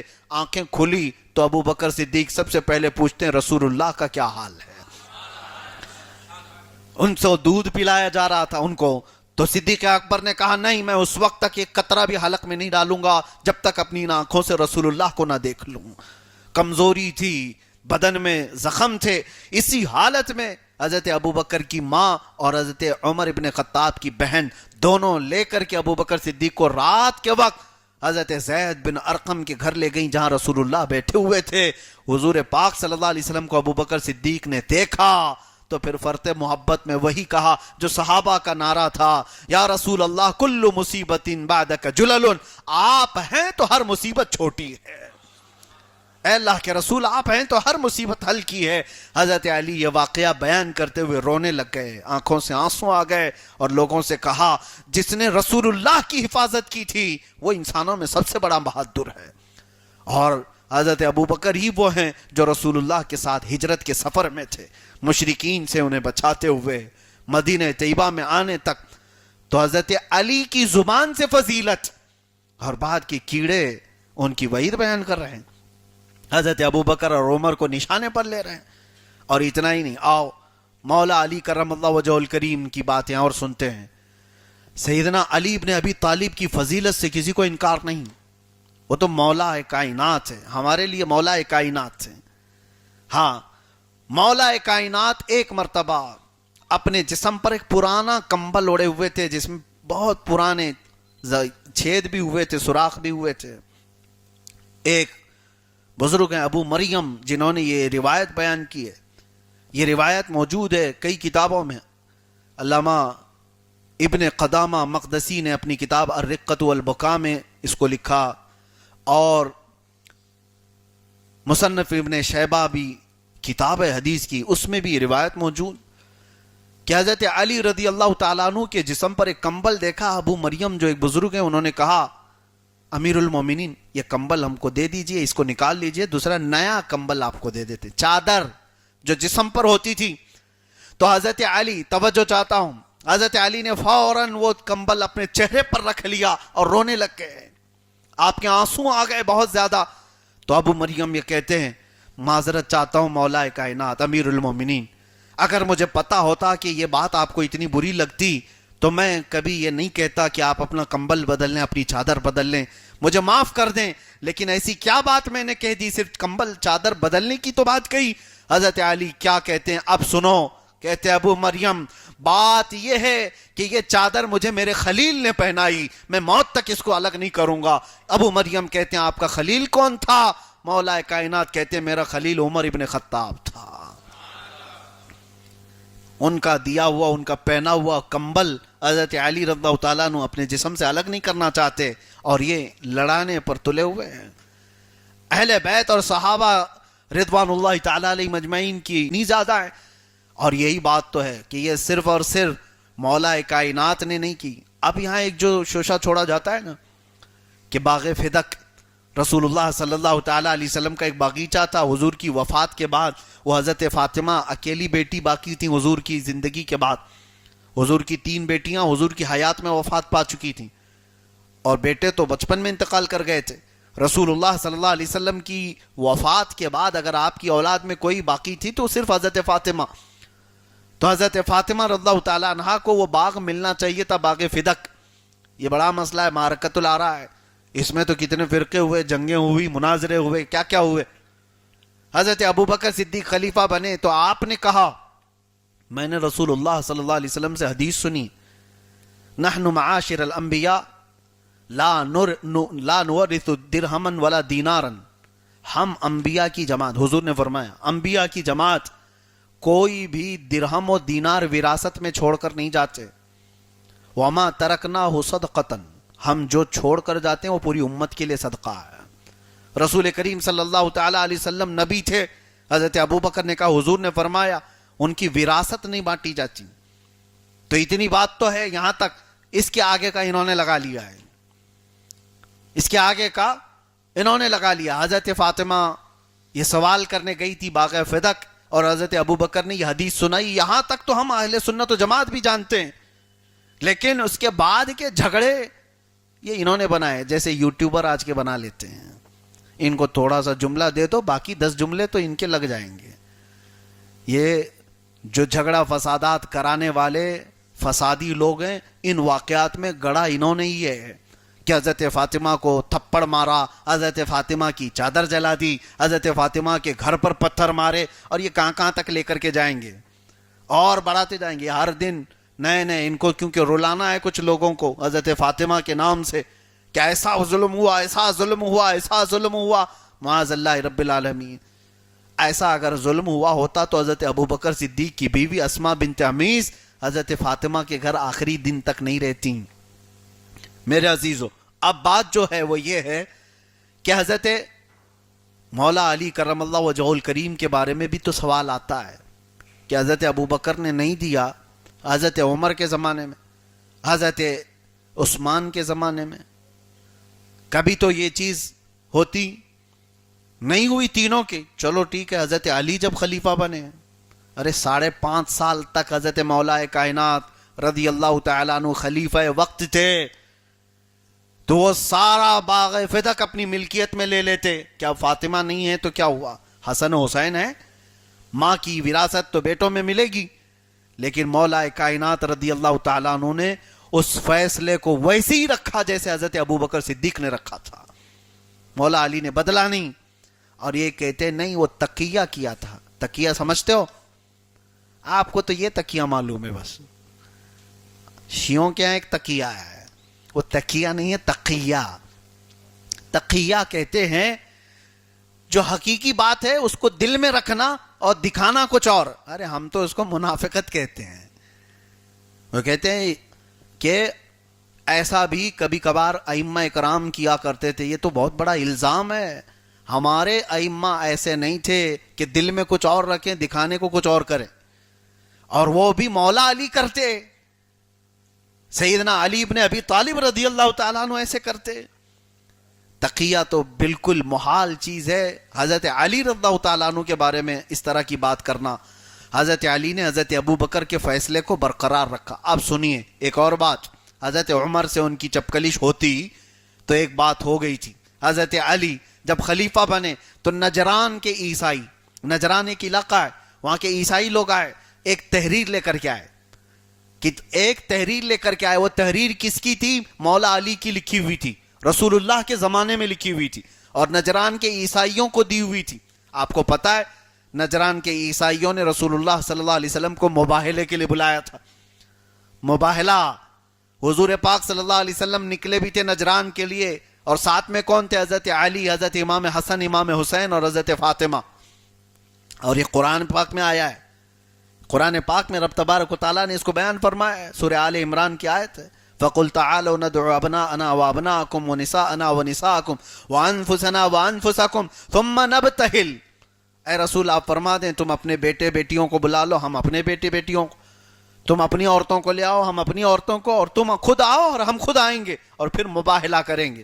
کیا مباہلہ؟ کیا اللہ کی بارگاہ میں یوں کہیں گے جو جھوٹا ہے اس پر اللہ کی لعنت، اس کا منہ ہی بتا دے گا کہ کون ہے جس پر اللہ کی لعنت پڑ رہی۔ لیکن وہ مباہلہ ہوا نہیں تھا، کیونکہ عیسائیوں کے بڑے پادری نے رسول اللہ کو دیکھ کر عیسائیوں سے کہا تھا اگر مباہلہ کر لو گے ان سے تو پھر قیامت تک اس روئے زمین پر کوئی عیسائی باقی نہیں رہے گا۔ نہیں ہوا تھا، لیکن اس زمانے کی ایک تحریر تھی یا معاہدہ تھا کہ رسول کریم صلی اللہ تعالی علیہ وسلم نے ان کے لیے کوئی تحریر لکھ کر کے دی تھی جو حضرت علی نے لکھا تھا، اور وہ تحریر حضرت ابوبکر، حضرت عمر، حضرت عثمان کا زمانہ ختم ہوا، حضرت علی کا زمانہ آیا تو نجران کے عیسائی وہ تحریر لے کر کے آئے۔ کیا شکایت لے کر کے آئے؟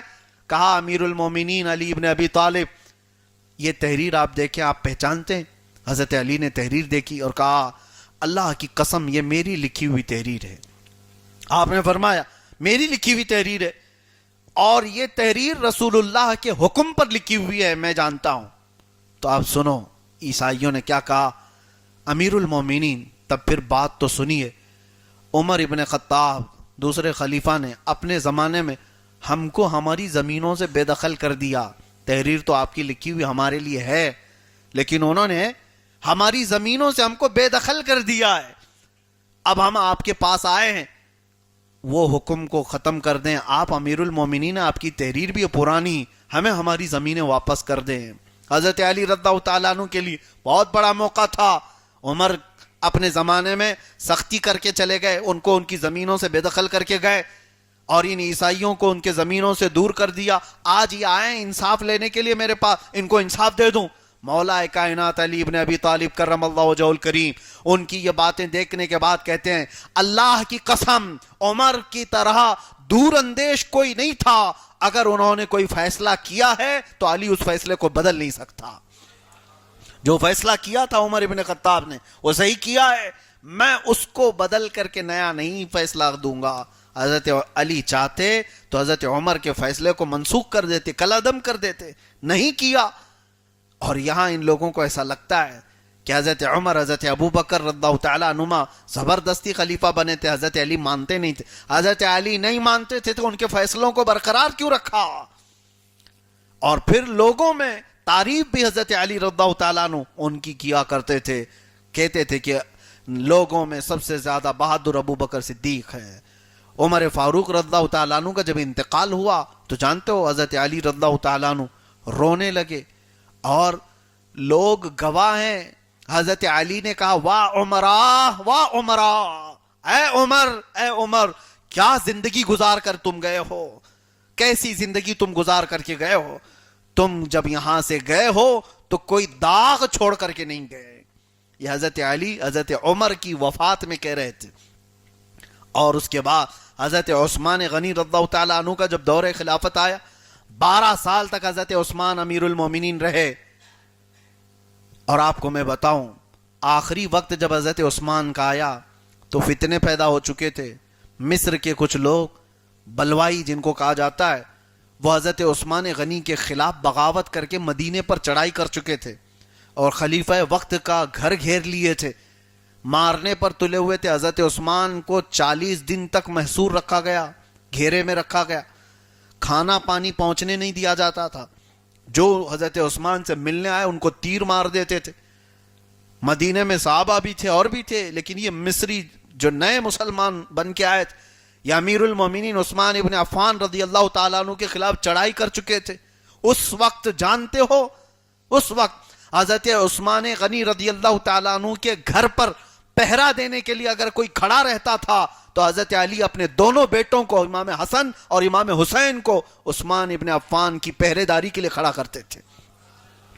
اگر حضرت عثمان غنی سے محبت نہ ہوتی تو مولا علی رضی اللہ تعالیٰ عنہ اپنے بیٹوں کو ان کے گھر کی نگرانی کے لیے نہیں کھڑا کرتے۔ ان کی محبتیں یہ تھیں میرے عزیزو۔ اب جو بات میں کہہ رہا تھا وہ یہ ہے کہ امیر معاویہ رضی اللہ تعالیٰ عنہ کے متعلق جو بات آتی ہے، جو معاملات ہوئے وہ ہوئے، جس طرح کے بھی معاملات آئے ہوئے، نقصان بھی ہوا امت کا، لیکن میں آپ کو ایک بات بتاتا ہوں۔ میرے والد گرامی رحمت اللہ تعالی علیہ ان کی ایک بات یاد آتی ہے، وہ بستر پر تھے، آخری عمر میں ڈائلیسس پر تھے، تو بہت تکلیف ہوتی دیکھ کر کے. عمر 74 کی، 2.5 سال تقریباً یہ ڈائلیسس.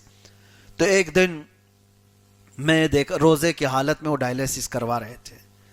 کہا کہ کتنی تکلیف ہے، یہ ایسی تکلیف کیوں ہوتی ہے؟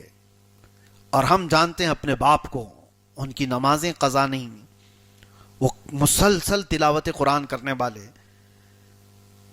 تو میں نے جب یہ کہا تو فوراً ان کا ایک جملہ جو میری زندگی میں ہمیشہ یاد آتی ہے، کہا کہ بیٹا یہ تو صرف 2.5 سال سے ہے، 72 سال اللہ نے جو اچھے دیے اس کا بھی تو شکر کرو. 72 سال تک اللہ تعالیٰ نے خوشحالی کے دیے ہیں، چھوٹی موٹی مصیبت، یہ 2.5 سال سے سویا ہوں، اس کا ذکر کیوں کر رہے ہو؟ یہ بات میں آپ کے سامنے اس لیے کہہ رہا ہوں، صحابہ، اہل بیت، خلفائے راشدین کی زندگیوں میں 99% محبت کے معاملات تھے، اور اگر 1% میں کبھی شکر رنجی آئی، یہ تکرار ہوئی، تو یہ بشریت کا تقاضا ہے. ہر گھر میں ہوتے ہیں معاملات، ماں باپ کے درمیان، بھائیوں کے درمیان، یہ ساری چیزیں ہوتی ہیں. لیکن صحابہ کے بارے میں اس طرح کی بات، پروپیگنڈا پھیلا دینا کہ نہیں ان کی کٹر دشمنی تھی، معاذ اللہ، ان کے ممبر سے ان کو گالیاں، ان کے ممبر سے ان کو گالیاں، یہ ایسا ہمارے عقل و دماغ میں نہیں آتا. قرآن تو کہہ رہا ہے رحماء بینہم، وہ آپس میں رحم دل تھے، اور تم کہہ رہے ہو جھگڑالو تھے. قرآن کی مانے کہ کیڑوں کی مانے؟ قرآن تو کچھ اور کہہ رہا ہے. قرآن کہہ رہا ہے اولئک کتب فی قلوبہم الایمان، اللہ نے ان کے دلوں میں ایمان لکھ دیا تھا، اور تم کہہ رہے ہو نہیں ان کے اندر نفاق تھا، معاذ اللہ. اور قرآن کہہ رہا ہے رسول آئے ہی تھے ان کے دلوں کو پاک کرنے کے لیے، اور تم کہہ رہے ہو نہیں پورے پاک نہیں ہوئے تھے. پورے پاک نہیں ہوئے تو پھر اس کا مطلب ہوا رسول اللہ کے اوپر سوال ہو گیا کہ رسول اللہ نے اپنا کام پورا نہیں کیا، ان کے دلوں کو پورا پاک نہیں کیا. میاں ایک دلیل تو سب سے بڑی یہ ہے کہ وہ صحابہ آپس میں جس طرح سے رہتے تھے، روایات بتاتی ہیں محبت آ ہی جاتی ہے. ارے ایک ساتھ کبھی ٹرین میں سفر کر لیا کسی سے تو اس سے ہمارا لگاؤ بن جاتا ہے. حج میں جا کر کے آئے تو دیکھیں وہ برسوں تک وہ نبھاتے رہتے ہیں. عرفاتی بھائی ہے میرا، کوئی خونی رشتہ نہیں ہوتا. عمرے میں 15 دن رہ کر کے آئے تو تعلق قائم ہو گیا، کتنوں کے تو رشتہ داریاں ہوئی. کیوں؟ اس لیے کہ تھوڑا سا وقت بھی انسان کسی کے ساتھ بتاتا ہے، اس کے ساتھ اس کا تعلق قائم ہوتا ہے. اور وہ صحابہ جو رسول اللہ کے سائے میں اپنی زندگیاں گزار رہے ہوں، کیا ان کے آپسی تعلقات نہیں قائم ہوئے ہوں گے؟ محبتیں نہیں ہوئی ہوں گی؟ اور ان کی محبتیں تو ایسی تھیں، ایسی محبتیں تھیں کہ جنگوں کے میدان میں دیکھا گیا ہے، میدان اپنی ساری چیزیں اپنے بھائیوں کے لیے نچھاور کرتے تھے. ایک دوسرے کے لیے ایثار اور قربانی کا جذبہ ایسا تھا. اللہ کے نبی نے ان کو ایسا بنایا تھا. وہ مدینے کا ماحول آپ کو نہیں پتا، ایک گھر میں بنی ہوئی بکری کا گوشت آیا تو صحابی نے اپنے پڑوسی کو بھیج دیا، خود بھوکے تھے، پڑوسی نے اپنے پڑوسی کو دیا، انہوں نے اپنے پڑوسی کو. روایات بتاتی ہیں وہ بکری کا گوشت ایک رات گھومتے گھومتے پورے مدینے کے گھروں میں ہوتے ہوئے اسی پہلے صحابی کے گھر آ گیا. ہر ایک یہ چاہتا تھا میرے سے پہلے میرے پڑوسی کھا لیں. ان کی زندگیاں تو ایسی تھیں، آپس میں پہلے دوسرے کا خیال کرنے والے.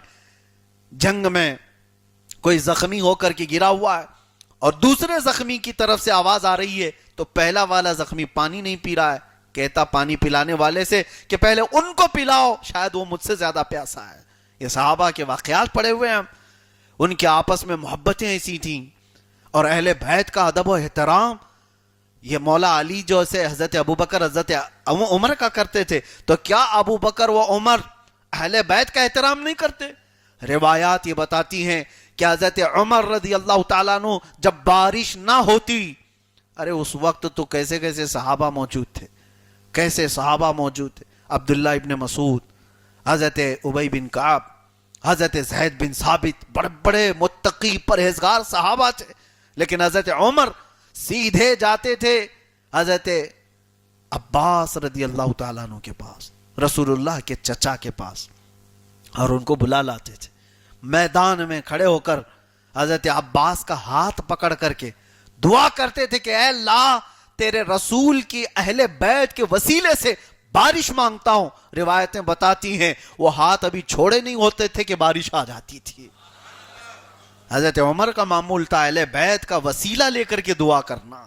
اور حضرت عمر اور حضرت عثمان کبھی ایک جگہ جا رہے تھے, حضرت عباس رضی اللہ تعالیٰ عنہ چلتے ہوئے جا رہے تھے, حضرت عمر اور حضرت عثمان دونوں گھوڑوں سے اتر پڑے کیونکہ حضرت عباس چل کر جا رہے تھے, رسول اللہ کے اہل بیت ہیں.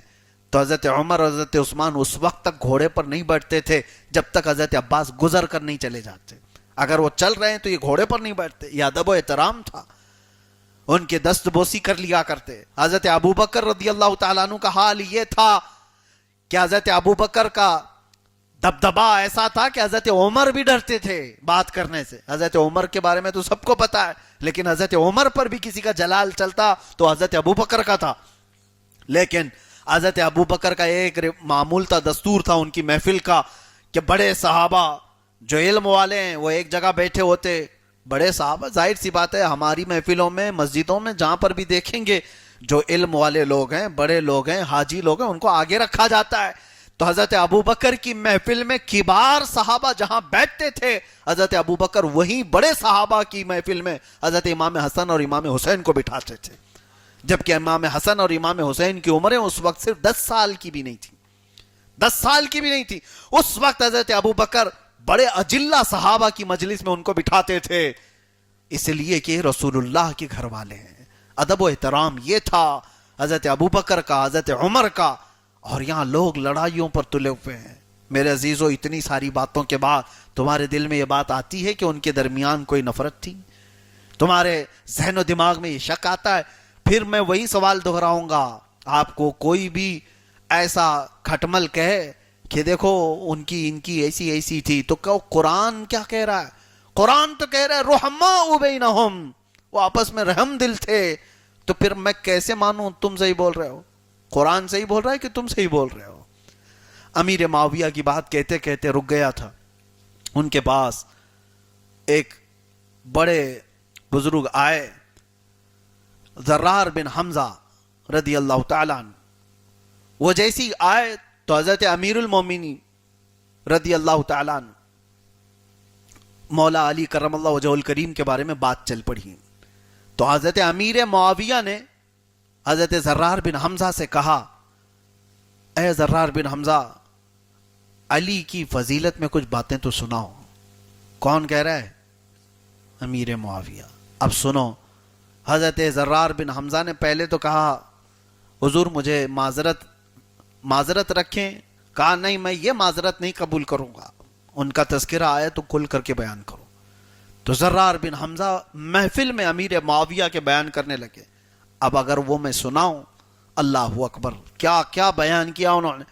کہا میں نے علی ابن ابی طالب کو دیکھا, ان کے بازوؤں سے علم پھوٹتا تھا. وہ جب بولتے تھے تو ان کی زبان پر وحی خدا اور رسول اللہ صلی اللہ تعالیٰ علیہ وسلم کی باتیں ایسی ہوتی جیسے صاف و شفاف, بغیر کسی ملاوٹ کے.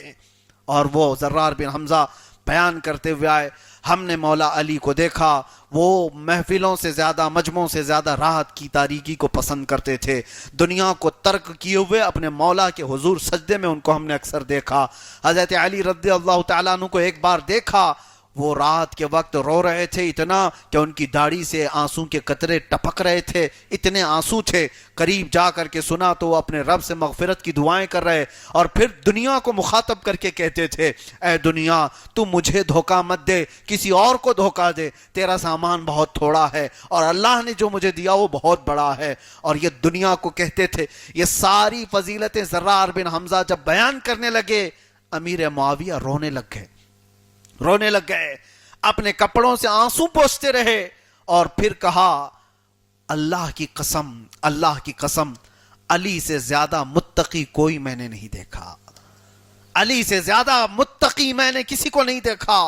اشجع الناس تھے اور اللہ کی بارگاہ میں سب سے زیادہ رونے والے اور ڈرنے والے تھے.